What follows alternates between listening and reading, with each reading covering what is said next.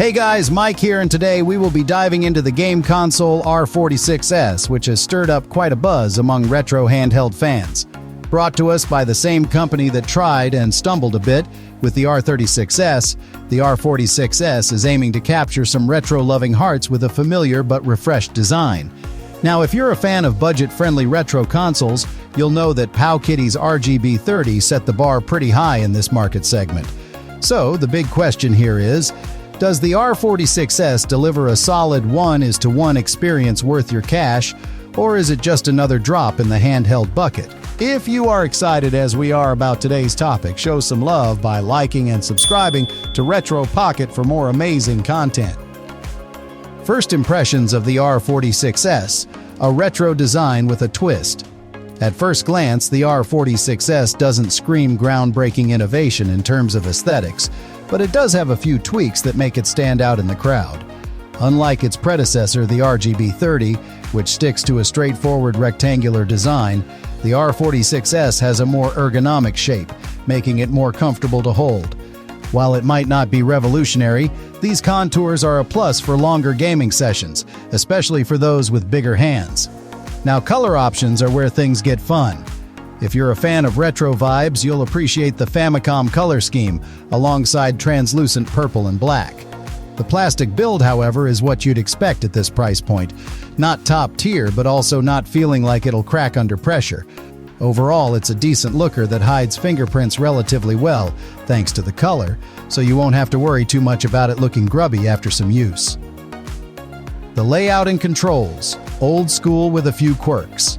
In terms of button layout, the R46S keeps it classic, with two analog sticks at the bottom, a D-pad on the left, and shoulder buttons on top. This setup is essentially a clone of the RGB30, minus the loose shoulder buttons that plagued Powkiddy's device. So if you're into side-scrolling fighters or classic platformers, the layout won't throw you off. The face buttons are a bit of a different story. Concave buttons aren't usually everyone's cup of tea, and the oversized color-labeled lettering does make the device feel a bit cheaper than it actually is. But hey, they work just fine once you get into the game. The analog sticks feel familiar and are responsive, although they might lack the precision you'd find in higher-end devices. The D-pad, though, is a pleasant surprise. It's solid, responsive, and hasn't missed any inputs, even during some frantic arcade gameplay. The tech specs. What's under the hood? Powering the R46S is the RK3566 chipset paired with 1 GB of DDR4 RAM and a Mali G52 GPU. This setup places it firmly in the budget category, but that doesn't mean it can't handle its fair share of retro gaming. You'll comfortably run everything up to and including some PlayStation portable titles, though it's not quite capable of emulating GameCube or PS2 games. Think of it as a powerhouse for classics up to Dreamcast and early PSP, but don't expect it to tackle heavy 3D games without some hiccups. The R46S comes with dual microSD slots, allowing you to load it up with a healthy library of games, and it also supports custom firmware options like JLOS and ArcOS. You can swap out SD cards between devices like the Powkiddy RGB30, making it a dream for anyone who likes tinkering with different firmware options.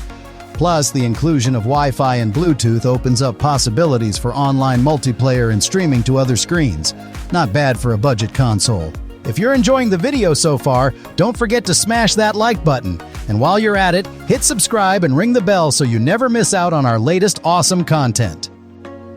The display, small screen, big impact.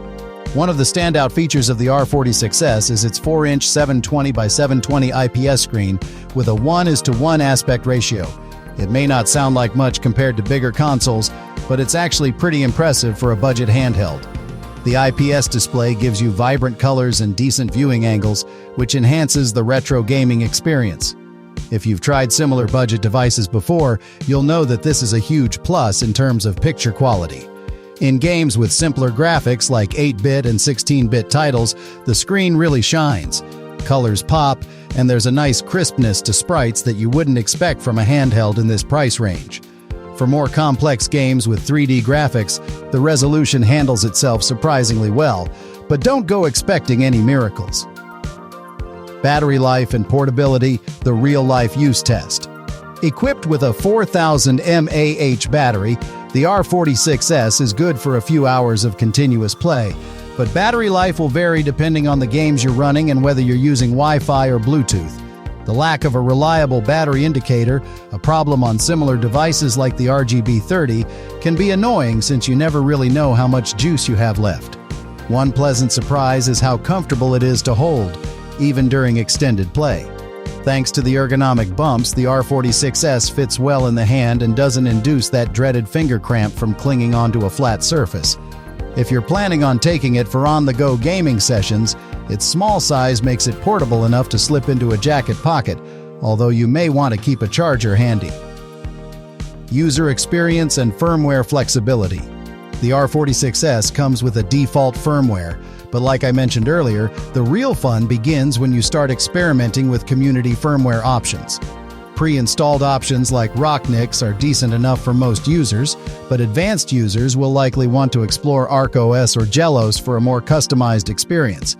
A big plus here is that the R46S is cross-compatible with SD cards from other similar devices, which makes the transition smoother if you're already familiar with these handhelds. Swapping in my Gelos card from the RGB30, I was delighted to see it work seamlessly, offering a familiar interface without the need to reconfigure settings. Final thoughts. Is it worth the price? So, should you buy the R46S? At around $70, it's positioned on the higher end of the budget spectrum, and whether it's worth it depends on what you're looking for. For the price, you get decent emulation up to PSP and some great options in terms of firmware flexibility. The device feels comfortable, the screen quality is solid, and the cross-compatibility with other devices makes it a fun option for those who like to tinker. However, it's facing stiff competition, especially from options like the Anbernic Cube XX, which offers similar performance for less. The plastic build and occasional button quirks might put off some users, especially when compared to more refined devices. In short, if you're a retro gaming enthusiast on a budget who doesn't mind a few quirks, the R46S could be a good fit. It's a solid entry-level device for those looking to dip their toes into emulation without breaking the bank. Just keep an eye out for holiday deals, as it's likely we'll see some price cuts soon. And that's a wrap on our first impressions of the R46S. Let us know in the comments if this is a handheld you'd consider picking up, or if you're holding out for something else. And if you found this review helpful, don't forget to hit that like button, subscribe, and stay tuned for more gaming content.